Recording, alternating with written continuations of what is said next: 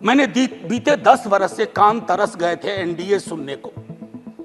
बीते 1 महीना में इतनी बार एनडीए सुना, दिल को बहुत सुकून हुआ। यकीन मानिए, विपक्ष में है, शत्रु नहीं है, लेकिन व्यक्ति केंद्रित विमर्श से यह मैंडेट आपको भी बाहर ले आया, वो बेहद आवश्यक था। दूसरी चीज कहूंगा हल्के लाइटर टोन में, अचानक मुझे लग रहा है कि हमारे प्रिय रक्षा मंत्री जी की जबरदस्त वापसी हुई है। हर मोर्चे पे वो हैं। इससे बात करनी है तो रक्षा मंत्री जी, उससे बात करनी है तो रक्षा मंत्री जी। ये सुखद संकेत है, ये सुखद संकेत है इस लोकतंत्र के लिए। मैंने 0 आवर में 3 बार कहा कि इस देश को इस तरह की व्यवस्था परेशान करेगी। ये बीमारी नहीं पालनी चाहिए। 1 नेशन 1 फलाना, 1 नेशन 1 टिपकाना, 1 नेशन 1 चिल्लाना। काहे को भैया? कहीं ऐसी स्थिति नहीं हो जाए कि 1 नेशन 1 ठेकेदार, 1 नेशन 1 कॉन्ट्रैक्टर पूरी तरह हुआ नहीं है संजय भाई, होने की संभावना है। अब अभी मैं इसलिए कह रहा हूं कि लोग कहते हैं कि राजनीति मत करो इस पर। मैं पूछना चाहूं कि लोगों की पीड़ा परेशानी, 25-30 लाख युवाओं के सपने तहस नहस हो जाएं, आप विपक्ष से क्या उम्मीद करते हैं? आपकी ऑर्केस्ट्रा में शामिल होकर कहे साहब तेरे सुबह की जय, साहब तेरे शाम की जय। ना, विपक्ष को अपना काम करने दीजिए। अगर आपने ईमानदारी से एनडीए का मूल्यांकन किया होता, आपने क्लीन चिट पहले दिन ना दी होती हड़बड़ी में, आज ये नतीजे ना होते। एक वर्धा विश्वविद्यालय है, मैं आपके माध्यम से कहूं, हमारे माननीय हेल्थ मिनिस्टर और लीडर ऑफ द हाउस है यहां। सर, वर्धा यूनिवर्सिटी में बहुत बड़ा फर्जीवाड़ा चल रहा है, जांच करवाइएगा। आप पावरफुल लोग हैं, हमारे पास पावर नहीं है। हम आपसे आग्रह कर सकते हैं, ये आग्रह कर रहा हूं महात्मा गांधी के नाम पर। वो विश्वविद्यालय हो रहा था और गांधी जी के लिए जो चीज त्याज्य थी, वो सारी चीजें उस विश्वविद्यालय में हो रही है। जितनी गालियां मुझको देनी है अपने भाषण में दे लीजिएगा, खूब दीजिए गाली। आदी हो गए हम गाली सुनने के, फिर सुन लेंगे आपसे गाली, लेकिन कुछ बातें रखने दीजिए। मेरा नाम मुसलमानों जैसा है, मुझको कत्ल करो और मेरे घर में आग लगा दो, मेरे उस कमरे को लूटो जिसमें बयानें जाग रही हैं मेरी, और जिसमें मैं तुलसी की रामायण से सरगोशी करके कालिदास के मेघदूत से कहता हूं मेरा भी एक संदेश है। अब आइए दूसरा, ये 3.5 दशक पूर्व लिखी गई अभी, और यही मैं खत्म करूंगा। ये पूरे देश का चित्रण है, ये हम सब के लिए आईना है। वरना मारे जाओगे, रघुवीर सहाय को याद करते हुए एक युवा कवि अदनान नाम के लिखा है। मत भूलो कि तुम मुसलमान हो, बस 30 सेकेंड और लूंगा। मत भूलो कि तुम मुसलमान हो, बस लोगों को छलावा देते रहो कि तुम मुसलमान नहीं हो, वरना मारे जाओगे। राह चलते ख्याल रखो कि कहीं तुम्हारी कमीज से मुसलमान होने की बू तो नहीं आ रही। ख्याल रखो किसी से बहस करते हुए, कुछ बोलते हुए, कुछ करते हुए, यहाँ तक कि हंसते और रोते हुए भी, कि कहीं तुम मुसलमान तो नहीं लग रहे हो, वरना मारे जाओगे। ये बात हमेशा याद रखो कि तुम एक मुसलमान हो और तुम मरोगे नहीं, एक दिन मारे जाओगे। विवेकहीनता, तर्कहीनता के समाज को ध्वस्त करिए। आइए हिंदुस्तान बनाइए, वो हिंदुस्तान जहां कोई फर्क ना हो, गले लग सकें। ये नहीं कि चुनावी मंच से कुछ, जमीन पे कुछ। जय हिंद मैम, जय हिंद। Thank you Shri Subhashish Khuntia ji. Next member to speak is Shri Manoj Kumar Jha, 15 minute. जी, शुक्रिया वाइस चेयरमैन साहब, शुक्रिया तमाम सदस्यों का जो नए चुन के आए हैं, शुक्रिया इस मैंडेट का भी जिसने दोनों पक्षों को एक संदेश दिया है। सबका शुक्रिया अदा करते हुए मैं सबसे पहली चीज़ कहूँगा कि महामहिम के एड्रेस को अंग्रेजी में कहते हैं एड्रेस और हिंदी में कहते हैं अभिभाषण। मैंने बीते वीकेंड पर काफ़ी सर्च किया कि अभी उपसर्ग लगाने के पीछे मंशा क्या होगी, तो जितने मुझे तत्व मिले उससे ये लगा कि कोई बहुत बड़ी चीज़ होती है। मुझे स्मरण हुआ लोकसभा में प्रोफेसर हिरेन मुखर्जी थे, वो कहा करते थे कि अभिभाषण यानी प्रेसिडेंशियल एड्रेस पक्ष और विपक्ष को मिलकर लिखना चाहिए। पक्ष सिर्फ अगर लिखता है, या उस वक्त कह रहे थे हिरेन मुखर्जी, तो कोशिश ये होती है कि दृष्टिहीनों को चश्मा पकड़ा दिया जाए। हमारी कोशिश वो नहीं होनी चाहिए।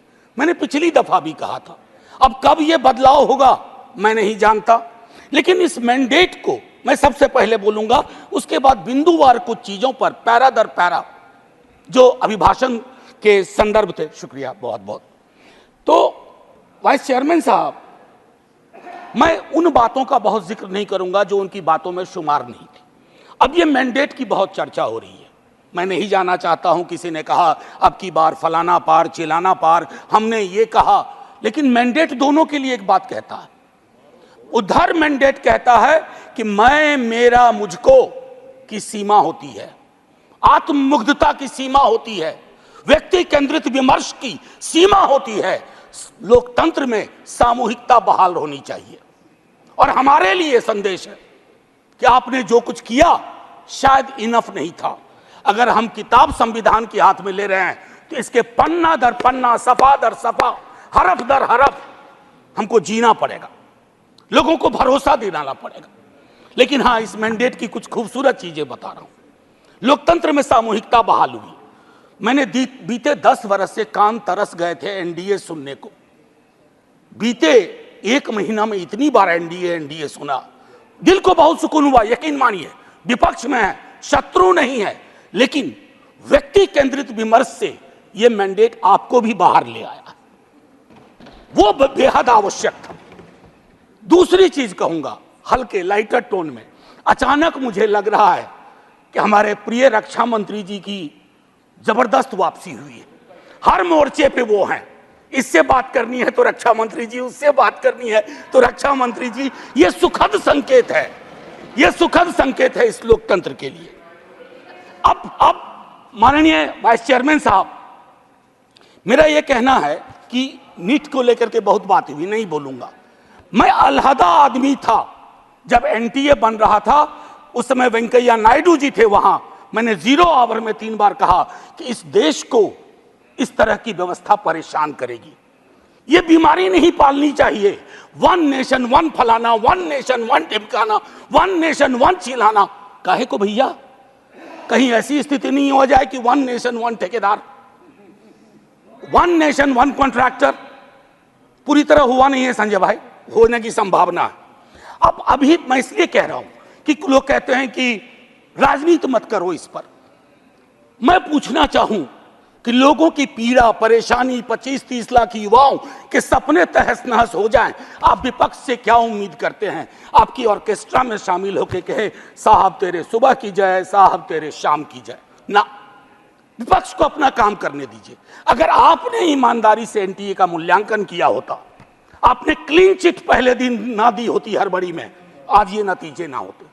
एक वर्धा विश्वविद्यालय है, मैं आपके माध्यम से कहूं, हमारे माननीय हेल्थ मिनिस्टर और लीडर ऑफ द हाउस है यहाँ, सर वर्धा यूनिवर्सिटी में बहुत बड़ा फर्जीवाड़ा चल रहा है, जांच करवाइएगा। आप पावरफुल लोग हैं, हमारे पास पावर नहीं है, हम आपसे आग्रह कर सकते हैं। ये आग्रह कर रहा हूं महात्मा गांधी के नाम पर, वो विश्वविद्यालय हो रहा था और गांधी जी के लिए जो चीज त्याज्य थी वो सारी चीजें उस विश्वविद्यालय में हो रही हैं। परसों टेस्ट में क्या हुआ, ये सब चीजें हमें चिंता देनी चाहिए। अरे आज आप सत्ता में हैं, कल को हम सत्ता में होंगे, लेकिन अगर देश के सरोकार ही रुग्णावस्था में चले जाएंगे, बीमार पड़ जाएंगे, तो फिर क्या बात, फिर कौन सी राजनीति, फिर कौन सी समाज नीति? युवाओं के रोजगार पर मैं ज्यादा नहीं बोलना चाहता, बहुत लोग बोले हैं। बिहार से आ रहा हूं सर, पूरे चुनाव बिहार में था। बिहार में हमें भले सीट कम आई हो, लेकिन बिहार के युवा से किसी भी जाति का हो, पूछिए नौकरी, नौकरी मतलब तेजस्वी। हमने मयार बदला, वहां चिंतन बदल दी, धारा बदल दी। आप आपकी मर्जी है, कुछ भी कहिए, आप लोग तो जज भी हैं, इन्वेस्टिगेटिव एजेंसी है। मैं हाथ जोड़ के विनती करता हूं, जितनी गालियां मुझको देनी है अपने भाषण में दे लीजिएगा, खूब दीजिए गाली। आदी हो गए हम गाली सुनने के, फिर सुन लेंगे आपसे गाली, लेकिन कुछ बातें रखने दीजिए। NIOS DLED का मसला है, आप ही ने बनाया, आप ही ने उसको डिलेजिटिमाइज कर दिया। भटक रहे हैं हजारों बच्चे, शिक्षा प्रेरक का वही हाल है। तो मैं ये कहना चाहता हूं कि देश में बहुत बुरा हुआ चुनाव के दौर में, भैंस, मंगलसूत्र, मुजरा, टोटी तोड़ ले जाएगा, बिजली काट देगा। सर परेशान हुए हम लोग। मैं चुनाव देख रहा था बैकरूम से, कंप्लेन कर रहा था इलेक्शन कमीशन को, जिसको दाद दी गई है अभिभाषण में। सर कंप्लेन फर्स्ट पेज में किया, परसों मेल आता है, परसों डे फॉर यस्टरडे, अपना नाम, पता, असेंबली नंबर, मोबाइल नंबर भेजिए। अब किस बात का भैया, अब किस बात का? ये व्यवस्थाएं हैं। इलेक्शन कमीशन की क्रेडिबिलिटी पे एक सर्वे हुआ, 28% लोगों का सिर्फ भरोसा है। इससे ज्यादा भरोसा तो पंचायत वेब सीरीज में फुलेरा के ग्राम प्रधान का है। लोगों को यह सोचना चाहिए। मैं sir mathematical length of tenure के आधार पर नेहरू बनाने की कोशिश हो रही है। Sir mathematical length of tenure से नेहरू नहीं बनता। नेहरू बनता है जो गर्म हवा को पी सके, दूसरे के जख्म को देख करके उस पर मलहम लगाए, जख्म कुरेदे नहीं, जख्म पे नमक ना छिड़के, वो होता है नेहरू। तो सिर्फ मैथमेटिकल इससे। अब सर आपको एक छोटी चीज बताऊं, जातिगत जनगणना की मांग की थी, हमारे जदयू के साथी लोग भी थे, अभी हैं मंत्री जी प्रणाम, हमारे जदयू के साथी लोग भी थे। नीतीश जी, तेजस्वी जी ने मिलकर सर्वेक्षण कराया। सर को मैडम कोर्ट में आया। कोर्ट में कौन खड़े हुए यहां, नाम लूं? सॉलिसिटर जनरल ने रोकने की कोशिश की। किसके इशारे पे हो रहा है? एक तरफ आप कहते हैं वंचितों का कोई नुकसान नहीं होने देंगे, और दूसरी तरफ आप इस प्रकार की कोशिशें करते हैं। आज बिहार की सबसे बड़ी मांग है कि सर्वेक्षण के बाद जो आरक्षण का आधार बढ़ाया गया उसको 9वीं अनुसूची में डालिए। अभी पटना उच्च न्यायालय का एक निर्णय आया है, हम इंतजार करते रहे हैं सरकार से, बिहार की सरकार से कि वो चैलेंज करे इसको, नहीं तो राष्ट्रीय जनता दल पिटीशन लेके जाएगा सुप्रीम कोर्ट। सर आप बोल दीजिएगा, अभी तक गई नहीं है, मुझे भी जानकारी है सर, बहुत फॉलो करता हूं क्लोजली, बहुत क्लोजली फॉलो करता हूं। सर अभी महामहिम ने मेजॉरिटी की बात की, मैं उस पर शुरू में बोल चुका हूं। लेजिस्लेटिव मेजॉरिटी को हमेशा मॉरल मेजॉरिटी के सापेक्ष रखना होगा, मॉरल मेजॉरिटी के सापेक्ष। अगर आप मॉरल मेजॉरिटी से नहीं चलाते हैं तो लेजिस्लेटिव मेजॉरिटी जिस दिन साइकिल पे तीर सवार हुआ ना, ये उड़ जाएगा। साइकिल चुनाव चिन्ह है टीडीपी का, और तीर हमारे रामनाथ भाई का, जनता दल यूनाइटेड का। एनीवे सो भाजपा का देखिए, कभी कभी मैंडेट कितना खूबसूरत काम करता है। हम बचपने से बीजेपी को मैं फॉलो कर रहा हूं, सारी पार्टीज को करता हूं, बीजेपी को भी कर रहा हूं। बीजेपी का संकल्प पत्र हुआ करता था, इस बार वो हो गया था मोदी जी की गारंटी। इस डेमोक्रेटाइजेशन का जो मैंडेट है, इससे आपको बहुत बड़ा फायदा है। व्यक्ति के समक्ष कोई भी दल समर्पित ना हो जाए, ये मैं समझता हूं उपलब्धि आप लोगों की भी है जी। आरजेडी गारंटी नहीं लिखती है व्यक्ति की।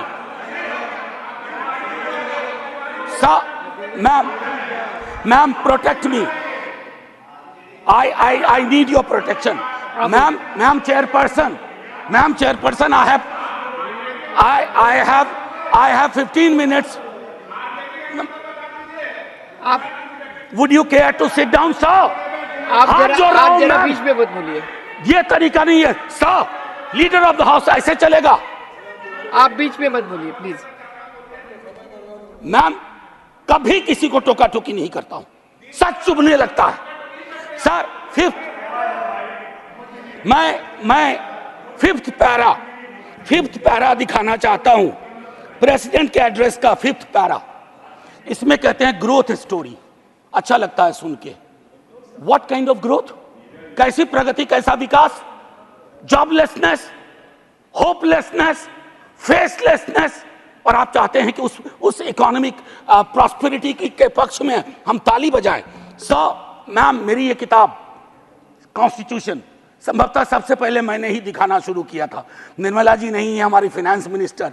हर बजट के बाद में आर्टिकल 39 पढ़ता था। कॉन्सेंट्रेशन ऑफ वेल्थ, कोई ब्लूप्रिंट है? कि आय की जो असमानता है इस देश को लील रही है, ताली बजा रहे हैं। 5 करोड़ पूंजीपति तरक्की कर रहे हैं, उसको देश की तरक्की मान रहे हैं।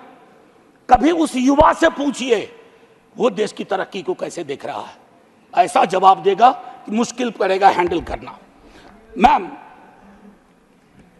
पैरा 16 में बाबा साहब को सेलेक्टिवली कोट किया गया। ये सेलेक्टिव कोट बड़ा परेशानी का चीज है कि आप किसी को सेमीकोलन के बाद कोट कर दें, उसके पहले की बात छोड़ दें। ये इसको हम लोग की भाषा में, एकेडमिक्स में कहते हैं ऑलमोस्ट अकिन टू प्लेजरिज्म। वो किया गया। अब प्रधानमंत्री जी ने चुनाव के वक्त कहा कि एक ही जाति है, वह है गरीबी। सुनने में शायराना लगता है, खूबसूरत लगता है, फिल्मी लगता है, लेकिन ऐसा क्यों है कि जातिगत हिरार्की में नीचे जाते हैं तो गरीबी बढ़ती है, ऊपर जाते हैं तो गरीबी घटती जाती है।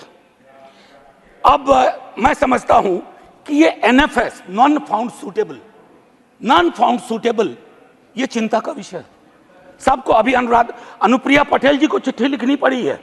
मैं बताऊं, ये एक मानसिक रोग है जो नॉन फाउंड सूटेबल करता है विश्वविद्यालयों में। इस मानसिक रोग से डील नहीं किया ना तो हमारी कथनी और करनी में मीलों का फासला होगा। कहा गया पहले की कुछ सरकार अनस्टेबल थी, लेकिन अगर आप प्रो पीपल लेजिस्लेशन का विश्लेषण करें तो सबसे ज्यादा खूबसूरत क्षण सो कॉल्ड कोalition गवर्नमेंट में आई है। और मुझे उम्मीद है कि आपकी इस कोalition गवर्नमेंट को भी उस प्रेशर को समझते हुए प्रो पीपल लेजिस्लेशन पे काम करना पड़ेगा। टू बिगिन विथ अग्निवीर को सेना में भर्ती को पुरानी तरीके पर लाइए ताकि युवाओं के साथ न्याय हो पाए। मैम, वो मैं बोल चुका हूं। भारतीय न्याय संहिता आज से लागू हो गई, लेकिन हमें याद रखना चाहिए 150 सांसदों के निलंबन के साथ यह पास हुआ है। इसमें कोई चर्चा नहीं हुई। ये एक कदम है पुलिस स्टेट की ओर, एक ऑर्वेलियन स्टेट की ओर। इससे मैं आगाह करता हूं क्योंकि हमेशा आप वहां नहीं होंगे। जब यहां होंगे तो यही दंड प्रावधान लागू होंगे। मैं और सुनिए, para 26 disruptive forces are conspiring to weaken democracy, महामहिम से कहलवाया गया है। ये स्टैन स्वामी कौन थे? कैसे इस दुनिया से गुजर गए? क्यों आज भी उमर खालिद, मीरान हैदर, खालिद सैफी जैसे जवान जो सरकार की आलोचना को देश की आलोचना बना दिया गया? और मैं 2 किताब, अगर ये किताबें मेरे पास आती हैं तो नड्डा जी के कार्यालय में भी पहुंचना चाहिए। The incarcerations by Alpa Shah और ये challenging caste by Ejaz Ashraf. ये दास्तान है democracy, how it is being मजल्ड।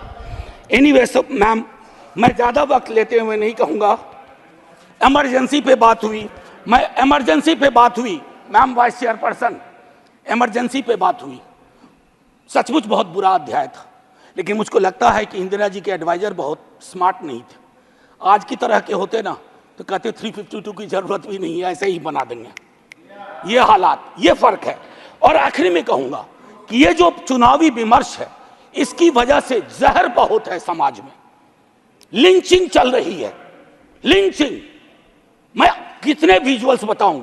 आज से 3 दशक पूर्व मुझे स्मरण है, राही मासूम रजा ने एक छोटी कविता लिखी थी। मैं यही कह के खत्म करूंगा। उन्होंने एक कविता लिखी थी, वो आधा गांव के लेखक थे। कई लोग उनको महाभारत के लेखक के रूप में जानते हैं। उन्होंने एक, और उनके लिए गंगोली और गंगा उनकी मां थी। ये था एक भारतीय मुसलमान का चित्रण। उन्होंने लिखा था, मेरा नाम मुसलमानों जैसा है, मुझको कत्ल करो और मेरे घर में आग लगा दो, मेरे उस कमरे को लूटो जिसमें बयानें जाग रही हैं मेरी, और जिसमें मैं तुलसी की रामायण से सरगोशी करके कालिदास के मेघदूत से कहता हूं मेरा भी एक संदेश है। अब आइए दूसरा, ये 3.5 दशक पूर्व लिखी गई अभी, और यही मैं खत्म करूंगा। ये पूरे देश का चित्रण है, ये हम सब के लिए आईना है। वरना मारे जाओगे, रघुवीर सहाय को याद करते हुए एक युवा कवि अदनान नाम के लिखा है। मत भूलो कि तुम मुसलमान हो, बस 30 सेकेंड और लूंगा। मत भूलो कि तुम मुसलमान हो। बस लोगों को छलावा देते रहो कि तुम मुसलमान नहीं हो, वरना मारे जाओगे। राह चलते ख्याल रखो कि कहीं तुम्हारी कमीज से मुसलमान होने की बू तो नहीं आ रही। ख्याल रखो किसी से बहस करते हुए, कुछ बोलते हुए, कुछ करते हुए, यहाँ तक कि हंसते और रोते हुए भी कि कहीं तुम मुसलमान तो नहीं लग रहे हो, वरना मारे जाओगे। ये बात हमेशा याद रखो कि तुम एक मुसलमान हो और तुम मरोगे नहीं, एक दिन मारे जाओगे। विवेकहीनता, तर्कहीनता के समाज को ध्वस्त करिए।